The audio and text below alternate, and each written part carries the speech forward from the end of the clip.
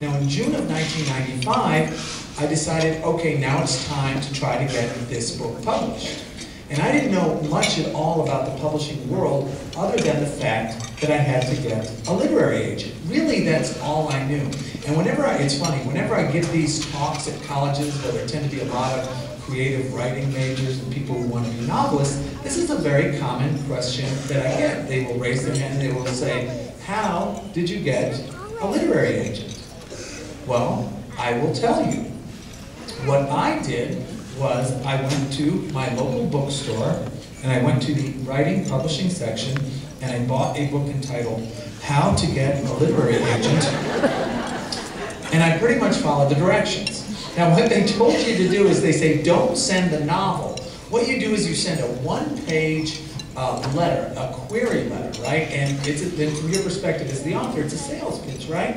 And so you send it off, and if an agent likes your letter, they'll ask you to read your manuscript. So I worked really hard on my letter, 17 drafts, work hard, I get everything done, and then I ship it off to 25 agents. And that's another question I get. People say, well, how did you know which agents to send it to? And I will tell you. If you don't know anybody from Adam, and all you have is a book of agent names and you're flipping through the book, you pick agent names for whatever reasons crossing your mind. You're like flipping through the book and you're like, hey, your name's Gail and I have an aunt named Gail, so you get one. And you're flipping and hey, you represent John Grisham? I've read John Grisham, so you get one, right? It's 25 strangers, right? So anyway, I ship them out. My book says you could wait 6 weeks before you hear from a literary agent, right? So don't think anything's going to happen. 3 days later, 3 days, I get a call from a literary agent. And she says, you know, I read your letter, and I would really like to see your manuscript. And I said, that's great. I said, but who are you? You see, because she wasn't one of the 25 agents I'd originally sent my letter to. And I said to her something like, hey, well, could it be, you know, that based on a single letter, the reputation of my novel is sweeping through the halls of the publishing world ready to ignite it on fire? And she's like, no, not exactly. She said, you know this one agent you sent it to? And she mentioned her name and said, oh yeah, I sent her a letter. She said, oh, well, she died, and I'm getting her mail now. You know, this is awful, right? But she told me she was an agent, so I went ahead and shipped her my manuscript. So again, my book said, you know, agents can take 6 weeks before they read them, so I didn't think anything would happen. But 3 days later, 3 days, she calls me. And she says, you know, I'd really like to work with you on this project. And I'll tell you, I felt so good about myself.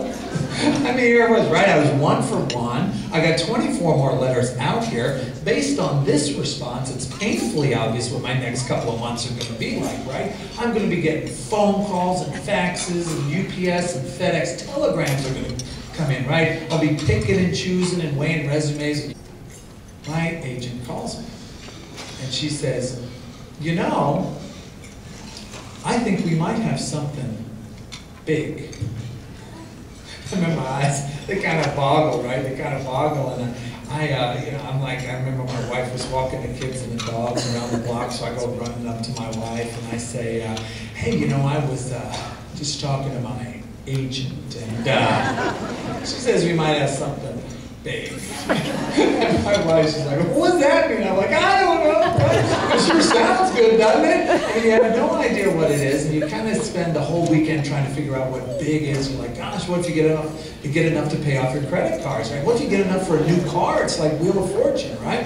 So before she hung up the phone, my agent said, could you please be here on Monday? I think we're going to get what's called a preemptive offer. And I said, I really can't. I've got this doctor's luncheon. I can't cancel at the last minute. But I'll tell you what, I'll check my voicemail every hour so you know exactly when my call is coming in, right? So I remember I woke up that Monday morning. I was so excited, right? I put on my lucky suit and I check my voicemail at 8 o'clock, you know, looking for a message from my agent, but there was nothing. That's okay, it's pretty early. Work for an hour, check my voicemail at 9 o'clock, nothing. I'm like, that's all right, you know, publishing doesn't get going till 9:30 or so. You know, time goes on, I check my voicemail at 10 o'clock, nothing. Time begins to slow down. I check my voicemail at 11 o'clock, nothing. Right? By then you have no idea what's going on, like, big, who knows, right? But I still had this luncheon to attend to, so no one would help us. Doctors are, I load up my car with all this fried chicken. I drive over to the office, and they have one of these offices where they eat upstairs, but they see the patients downstairs. So by the time I get everything set up with the lunch, it's coming up on 12 o'clock, but none of the patients and you know, none of the doctors and nurses are up there yet. So I go over to the phone, and I check my voicemail. And there's a message from my agent. Call me. So I kind of hang up the phone, right? Dial, I call my agent, I say, yes. And she says, well, just like I thought, we got a preemptive offer. It's from Warner Books. I'm like, and? She said, well, Warner Books would like to offer you $1 million. What do you think? I mean, that's great, right? I mean, this is such mind-boggling stuff to hear into the phone, right? I mean, your head is spinning. I remember hanging up the phone, so I call my wife, right? But she's not there. So I call my brother, but he's not there. So I call my sister, and she's not there. And by then this news, it's like bubbling up inside you, right? And this poor nurse comes walking up the steps to get her. And she comes walking, I'm like, stop! You know? She sold my book to Warner Books for $1 million. Shh, don't tell me.